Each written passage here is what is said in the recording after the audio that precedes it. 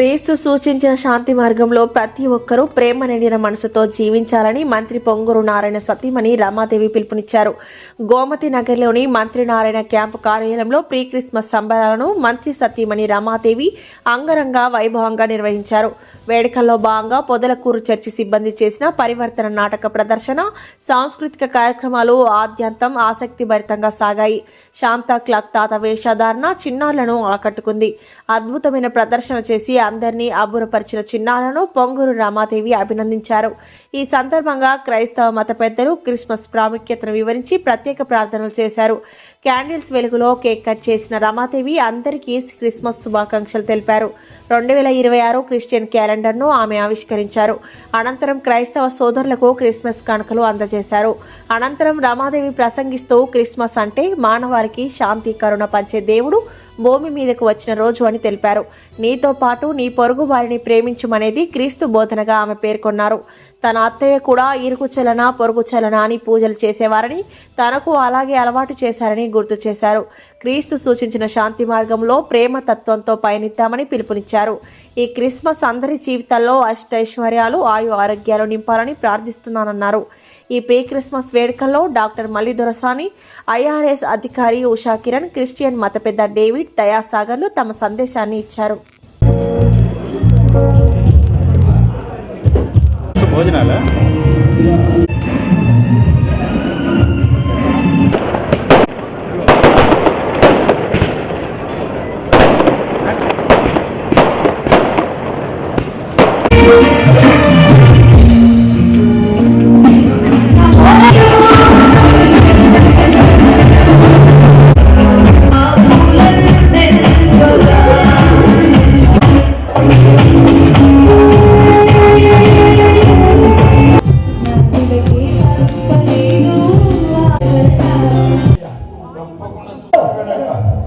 విదేశాల నుంచి పొట్టు తెప్పిస్తే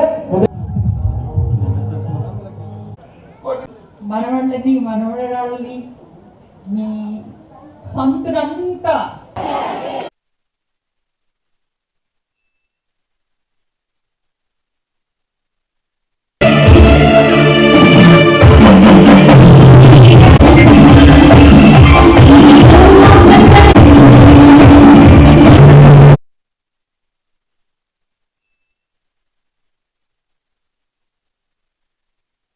మహింపరచడానికి అవకాశం ఇచ్చినటువంటి శ్రీమతి పొంగూరు నారాయణ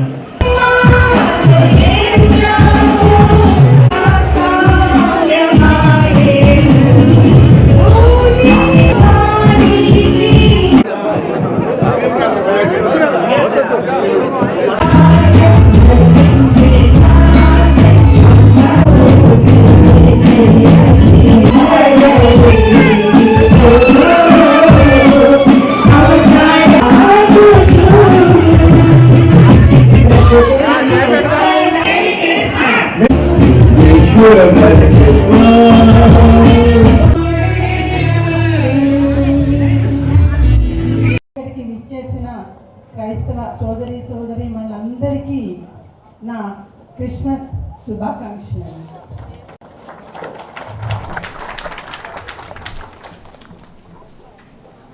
ఇక్కడికి ఒక మహిళా నాయకురాలిగా, మంత్రి నారాయణ గారి భార్యగా ఇక్కడికి వచ్చింది కేవలం క్రిస్మస్ వేడుకల్ని సెలబ్రేట్ చేసుకోవటానికి మాత్రమే కాదండి, మనందరినీ కలిపే ఆ క్రీస్తు ప్రేమని పంచుకోవటానికి నేను ఇక్కడికి రావటం జరిగింది.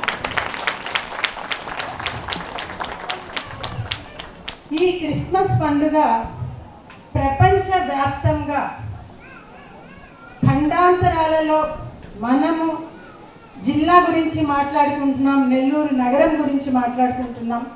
అంతేకాదు రాష్ట్ర వ్యాప్తంగా, ప్రపంచవ్యాప్తంగా ప్రతి ఖండాలుగా ప్రతి చోట జరుపుకునే అత్యధికమైన సంఖ్య, మన ప్రజలలో అత్యధికమైన సంఖ్య జరుపుకునే ఏకైక పండుగ ఏంటంటే అది క్రిస్మస్ పండుగ.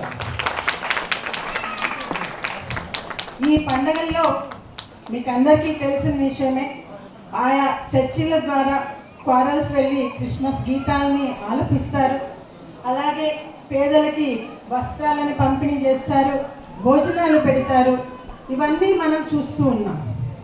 క్రిస్మస్ని ఒక క్రిస్మస్ ట్రీని సెలబ్రేట్ చేయటము, లేకపోతే ఒక చర్చిల్ని దీపాలంకరణ ద్వారా దాన్ని అలంకరించటము, ప్రతి ఒక్కళ్ళు చాలా ఉత్సాహంగా పాల్గొనటము మనము ఇక్కడ ప్రతి చోట చూస్తూనే ఉంటాం.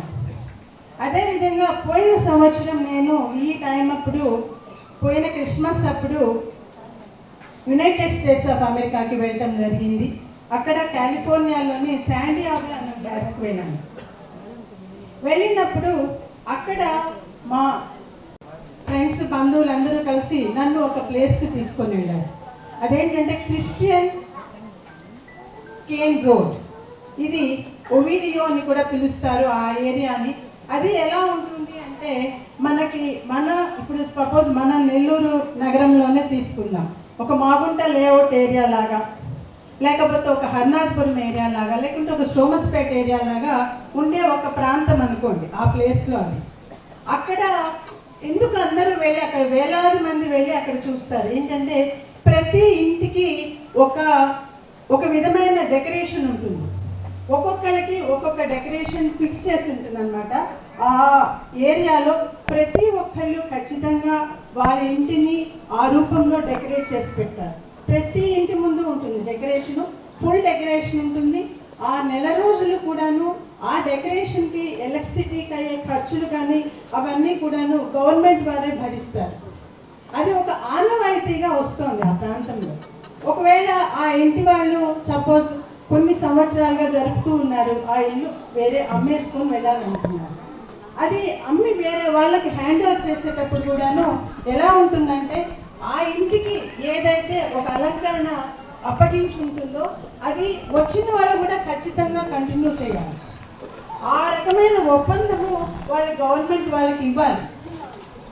ఆ విధంగా ప్రతి ఒక్క ఇల్లు సెలబ్రేట్ చేసుకొని చేయటం జరుగుతుంది. అంటే ఎందుకు చెప్పానంటే ప్రతి ఒక్కరు ఎంతో ఆనందంగా దీన్ని సెలబ్రేట్ చేసుకోవటం జరుగుతుంది. అయితే క్రిస్మస్ అంటే నాకు అర్థమైనంత వరకు రంగురంగుల దీపాలే కాదు, జస్ట్ డెకరేషన్స్, సెలబ్రేషను, ఆనందపడటం ఒక్కటే కాదు. క్రిస్మస్ అంటే మానవాళికి మనందరికీ కూడా శాంతిని, కరుణని చూపించటానికి, తర్వాత మన మానవులందరినీ రక్షించటానికి, మనము తెలియక చేసిన పాపాలను క్షమించటానికి, తన ప్రేమని పంచటానికి ఆ దేవుడే మనిషిగా భూమి మీదకి వచ్చిన రోజు ఈ క్రిస్మస్ డే.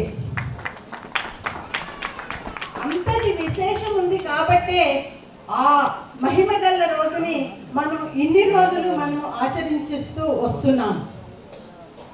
ఈ యేసుక్రీస్తు బోధనలో నాకు ఒకటి బాగా నచ్చిన విషయం ఉంది. నిన్ను వలె నీ పొరుగు వారిని ప్రేమించు. మనల్ని మనము ప్రేమించుకుంటాం, మనల్ని మనము ప్రతి ఒక్కళ్ళము ఇష్టపడతాం, అందులో ప్రత్యేకత ఏమీ లేదు. కానీ నిన్ను నువ్వు ఎలా ప్రేమించుకుంటావో అదే విధంగా మన పొరుగు వారిని కూడా ప్రేమించండి.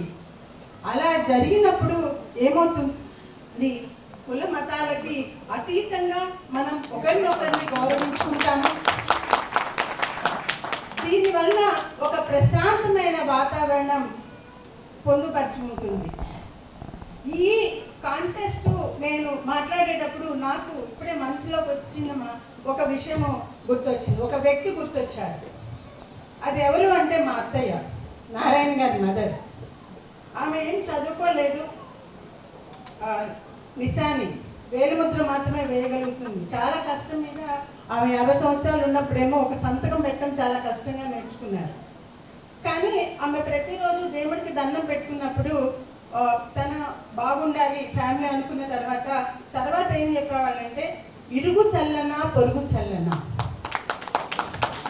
ఇరుగు చల్లనా పొరుగు చల్లనా అని చెప్పి దండం పెట్టుకున్న వాళ్ళు నాకు చెప్పేవాళ్ళు, రమ ఎప్పుడైనా దేవుడికి దండం పెట్టుకున్నప్పుడు మనము మన కుటుంబము బాగుండాలి అనే దాంతో పాటు ఇరుగు చల్లన పొరుగు చల్లన అని అనుకోవాలమ్మా.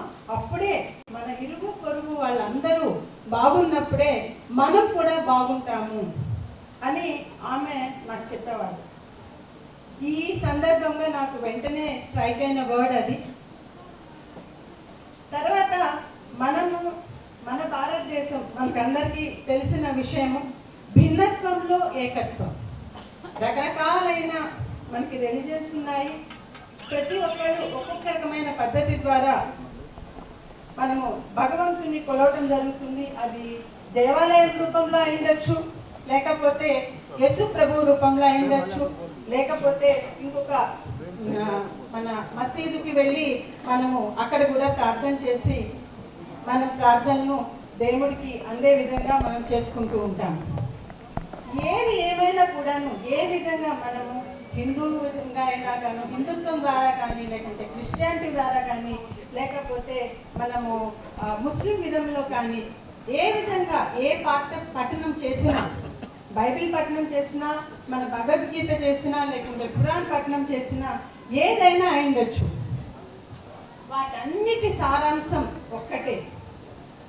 అదేంటంటే చీకటిని తొలగించి వెలుగుని నింపటం. ఇక్కడ చీకటిని తొలగించి వెలుగుని నింపటం అంటే మనం లైట్లు వేసి చీకటిని తీసేసి వెలుగుని నింపటం కాదండి. ఈ వీడియో కనుక మీకు నచ్చినట్లయితే లైక్ చేసి షేర్ చేయండి. మరిన్ని లేటెస్ట్ అప్డేట్స్ కోసం మా ఛానల్ ని సబ్స్క్రైబ్ చేయండి.